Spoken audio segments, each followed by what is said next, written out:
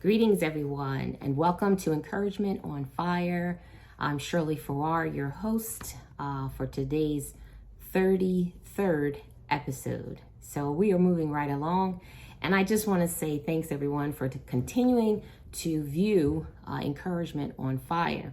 So before I get started in our segment today, I want to say thank you so much to all of the wonderful people who sent us, my husband and I, Pastor Darrell Farrar of the Meeting House Church, and I, wonderful wishes for pastor appreciation.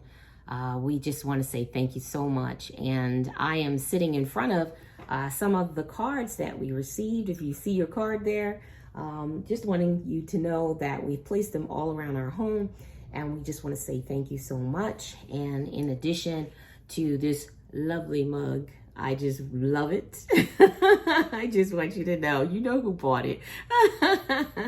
I just want to say thank you so much. We are utilizing all of the different things that you guys sent us, and we just want to say thank you. Okay, there's so much love, and we truly appreciate you. So I'm going to get into the Encouragement on Fire segment, and like I said, this is podcast number 33. And today we are talking about a few things. So number one is that this is October, and October is always about breast cancer awareness. So we want to just tell everyone who has either come through your process or you're going through your process. We just want to let you know that we are with you, we are praying with you, and we are moving in the same direction as you, as being more than a conqueror in this situation. I just want to celebrate today would be my, or this month would be my 8th month of victory of healing, my 8th month of some people call remission, and then, conquering Hodgkin's lymphoma cancer. So I am very thankful to God. And I'm also thankful for him creating the people to create science, medicine, and herbs in the ground to assist me in my process. On today's segment, we are going to talk about COPD, and so chronic obstructive pulmonary disease. And the reason that I'm doing COPD today is because a friend of the family is going through this process. And I wanted to make sure that when I visit this person or I help this person, that I'm doing the right thing. So anytime we're doing anything, we should always research, we should always understand to the best way possible. So always think about that. Hey, if I'm going to help you, then I'm going to help you, not help myself. Sometimes we do things and we want to do it because I want to be appreciated. That's not why we do things. We do things because I want to help you get through your process, because it's not my process, it's your process. And I want you to receive the love. I want you to receive the concern. I want you to receive the empathy that I have for you based on what you're going through and not what I think you should be going through. Okay, so I did a little research on it, on COPD, chronic obstructive pulmonary disease. And this particular information that I gathered today comes from various resources. So I'm going to talk from cdc.gov. Let's see, lung.org. There's a couple of different ones, and I will talk about which resource it came from as I'm speaking. But today, if we talk about COPD, the definition here refers to a group of diseases that cause airflow blockage and breathing related problems. Now, when I looked at that, I said, wait a minute, refers to a group of diseases. When I thought of COPD, because sometimes we don't inform ourselves, we're thinking, oh, well, it's just COPD. No, it's a group of diseases that cause the airflow blockage and breathing related problems. And then it says COPD includes emphysema and chronic bronchitis. So you have individuals that are going through these particular situations, and now it has, developed into the COPD. The person's, the walls, of their lungs, I always say the arteries, all those different things that are connected, there is a shrinkage, there is a blockage, so the airflow can't flow through. The mucus has increased in their body. Sometimes they have wheezing, and then tightening in the chest. Now, I'm being honest with you. All of these symptoms, I have had these symptoms before. But when I went on the cdc.gov, it clearly said to me that sometimes these symptoms may look like COPD, but it could be something else, and the doctor would diagnose you. That's why when we talked about in previous segments, you have to make sure that you're writing down information, so when you get in front of the doctor can truly help you to diagnose, or he or she is going to truly diagnose what it is. And you can say, yeah, I believe that is what it is. Or you could say, no, I don't believe that's what it is. But all of the individuals involved, including yourself, can make a good hypothesis of what your process might be, okay? But when I looked at it, I was like, I've been through all of these, but I'm not a smoker, nor have I been a smoker in the past. So why do I have some of these symptoms, right? So mine came from something totally different. But the reason I did this COPD is because when you have any type of chronic disease, it can turn into something even worse. And I truly believe that, being a person who has gone through cancer, I'm looking at all diseases as they're all connected.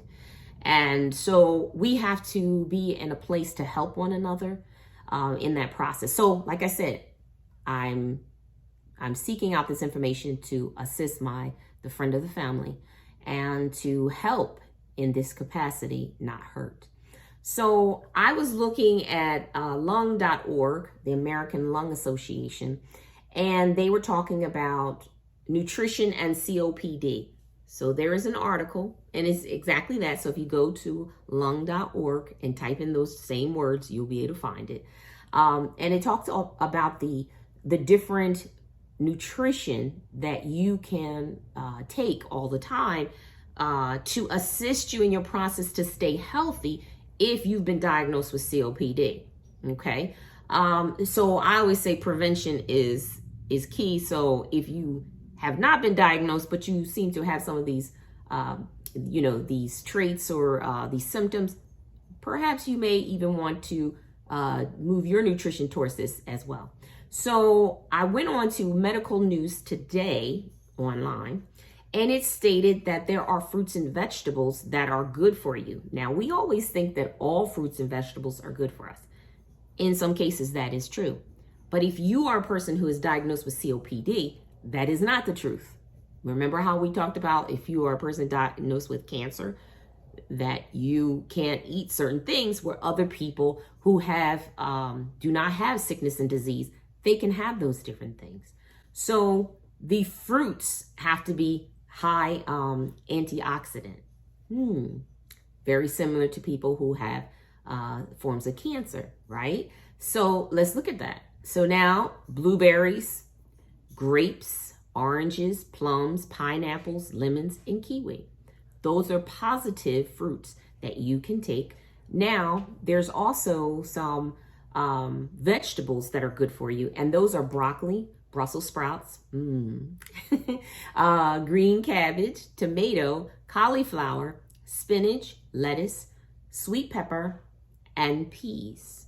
So I went on some other websites, and to be honest with you, it's kind of up in the air, because one website was saying to eat some of these, then the other websites were saying don't eat some of these. So I tend to go to the ones that have the research that has statistics on it, things of that nature. So that's why I say the American Lung Association and the Medical News Today. Okay, and then you always want to do your own research as well. So when you're eating some of these different fruits and vegetables, if it's not agreeing with you, that's your research. That's your research. So we go by the national research, but then there's always that I have to look at my own individual body and I know how my own individual body is feeling, and therefore this is either good for me or this is not good for me. Okay. And let's see. All right. So some of the other things that it said was that you also need 20 to 30 grams of fiber and a source of protein twice a day. Those are some of the things that you should be eating if you are diagnosed with COPD. Okay.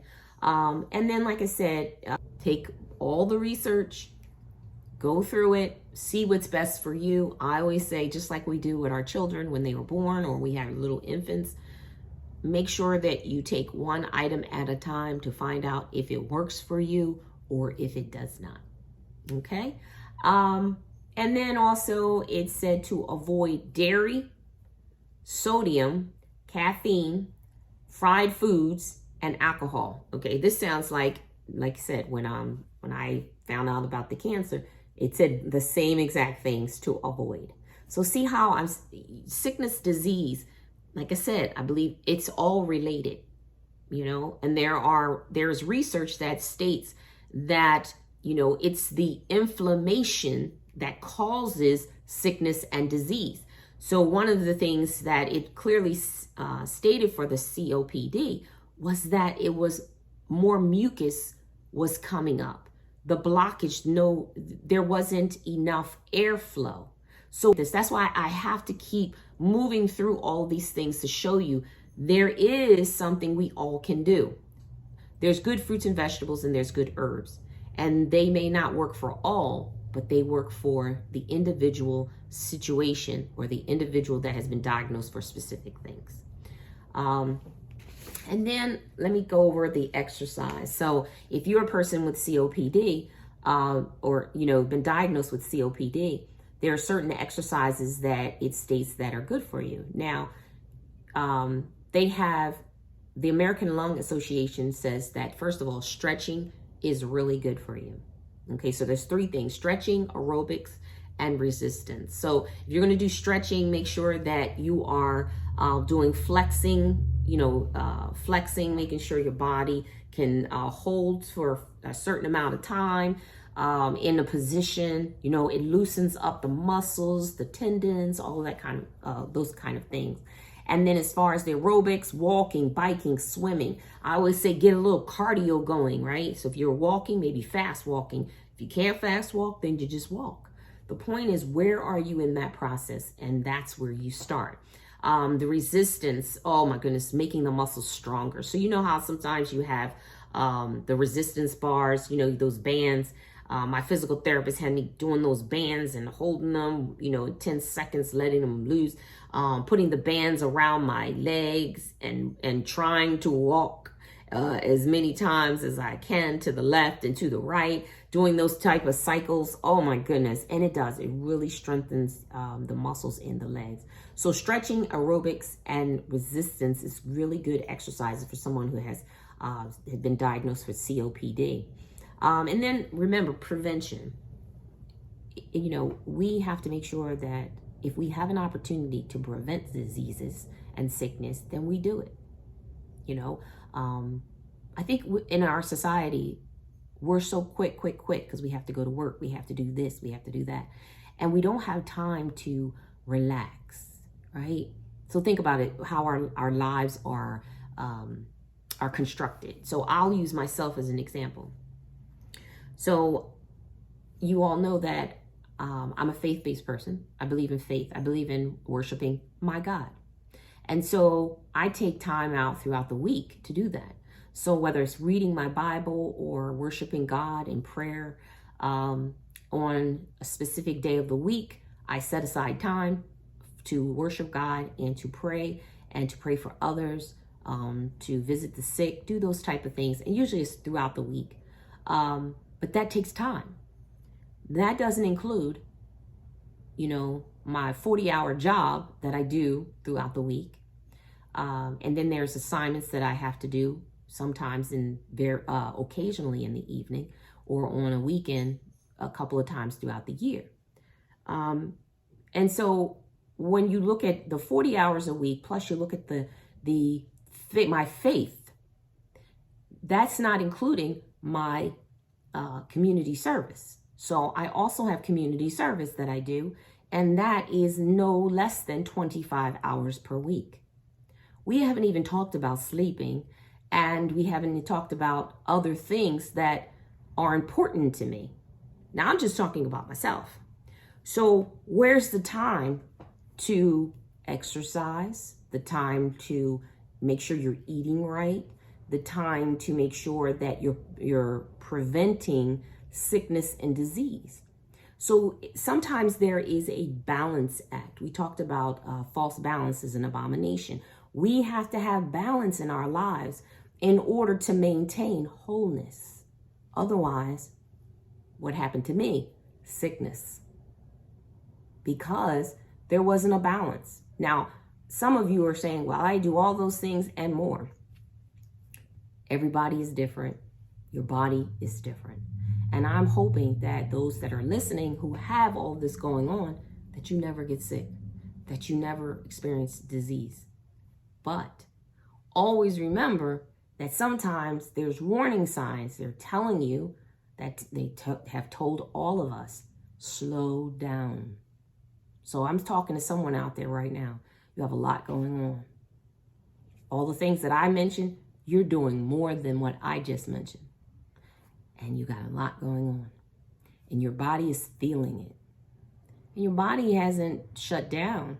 Your body hasn't necessarily said there's a disease or a sickness, but it's giving you signs that you need to slow down. So I'm saying to you, take heed to the warning. Look at everything you're doing. One of the things that Pastor Darrell and I always tell everyone, because we're getting ready to do our vision boards for the year. Look at your vision board.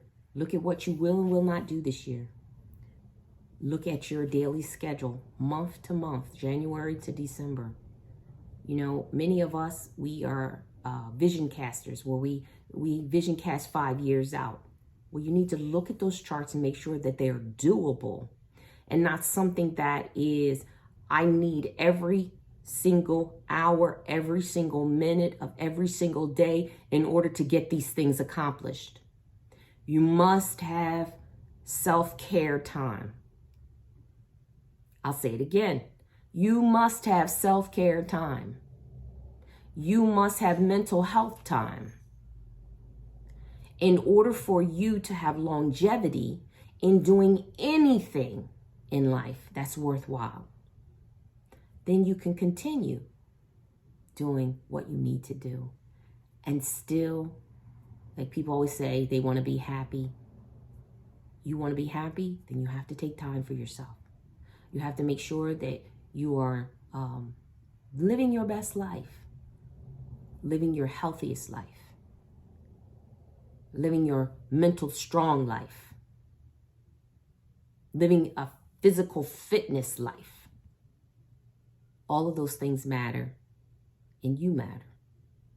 Okay?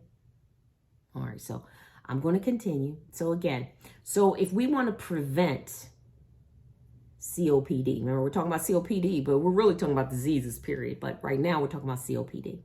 You want to make sure that you're not smoking, or if you have smoked in the past, don't smoke now. Eliminate children from bringing around secondhand smoke.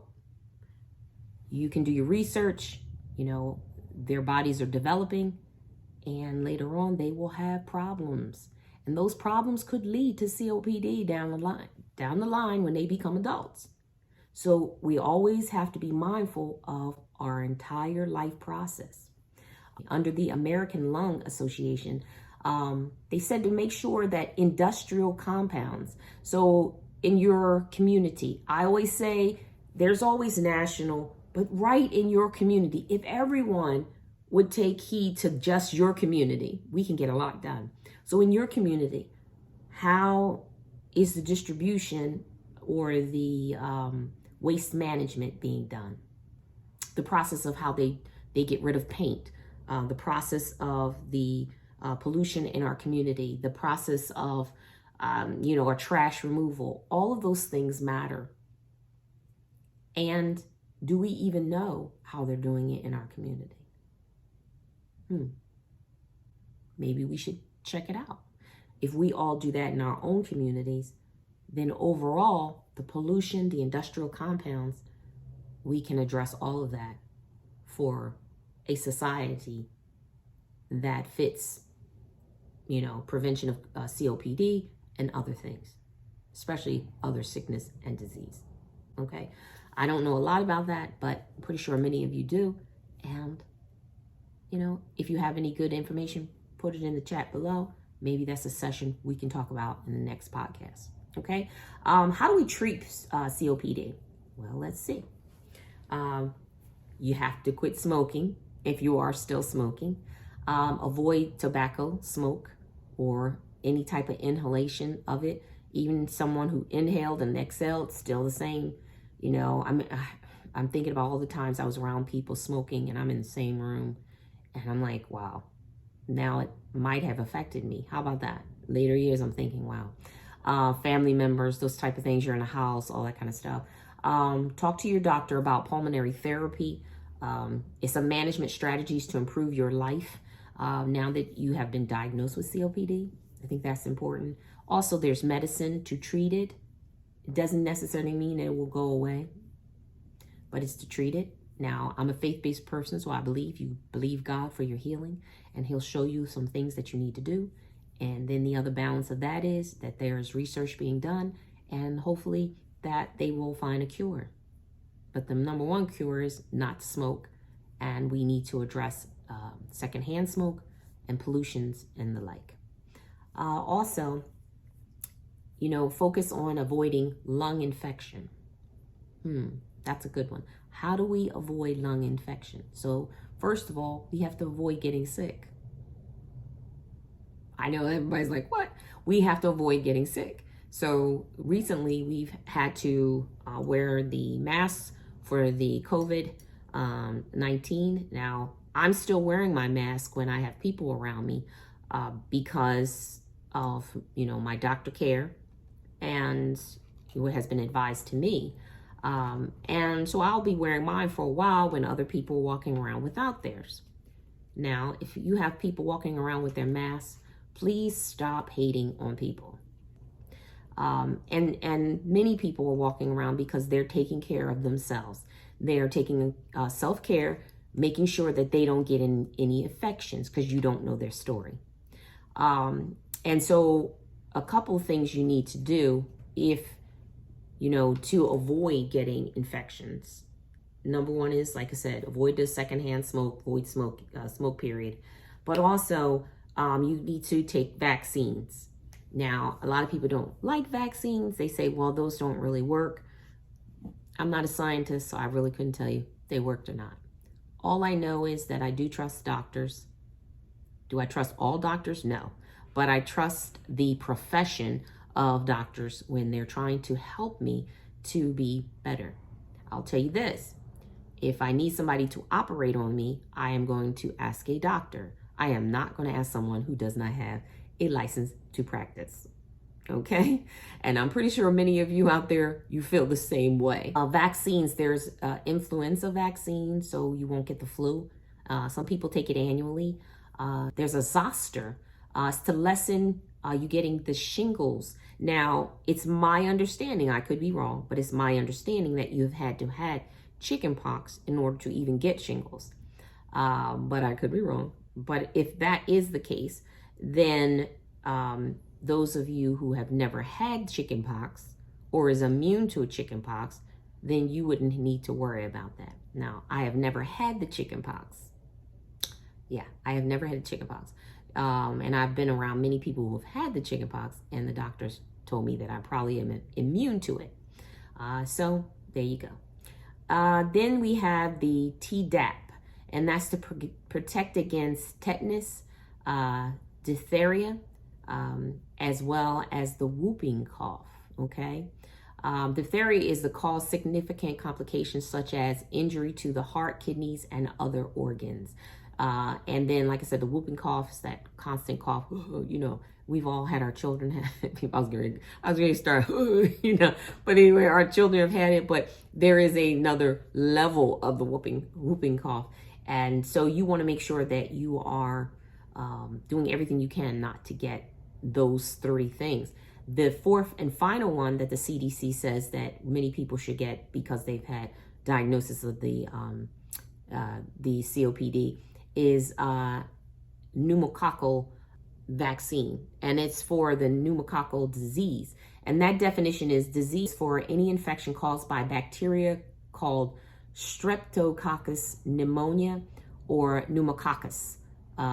Its infections can range from ear and sinus infections to pneumonia and bloodstream infections. There are vaccines to help prevent this. So, yeah.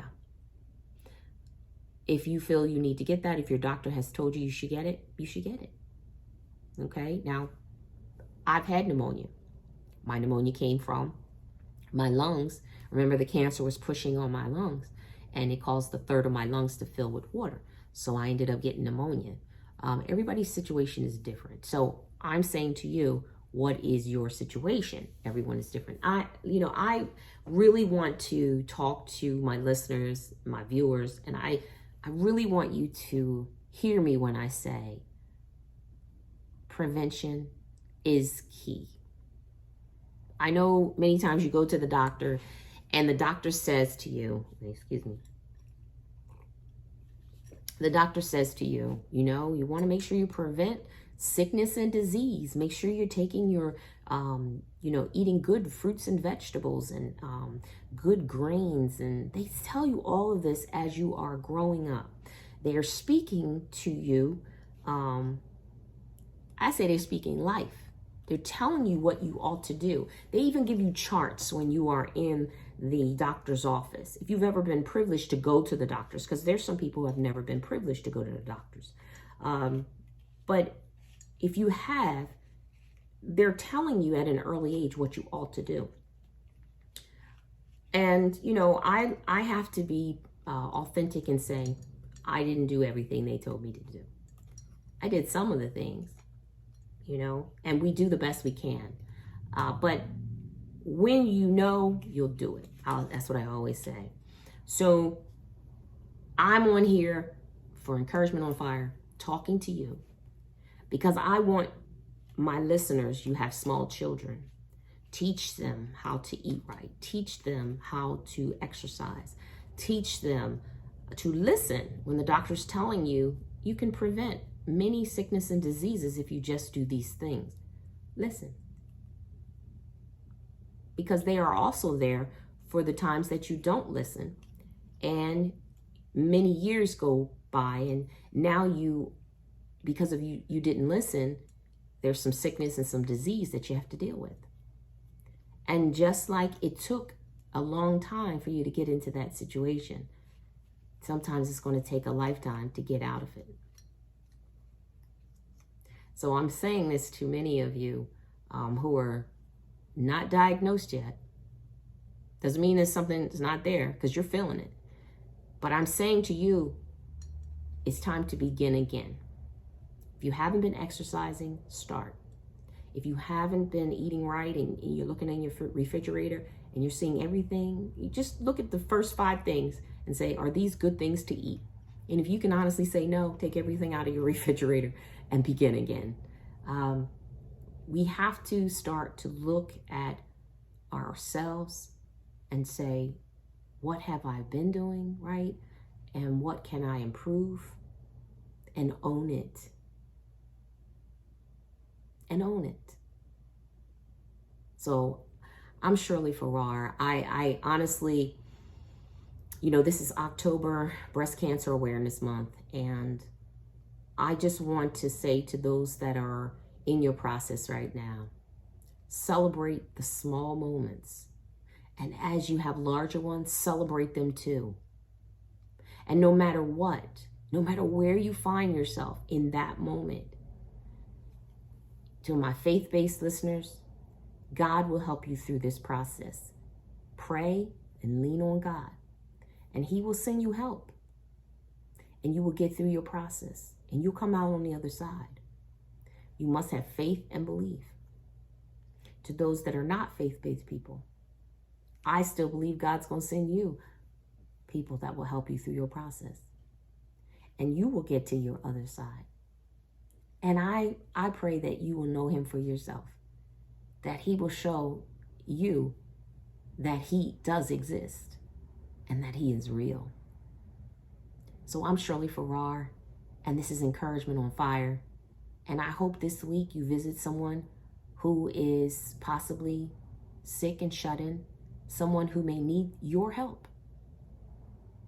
And that whatever it is, a kind word, a thoughtful deed, that you arise to the occasion. I'll talk to you soon.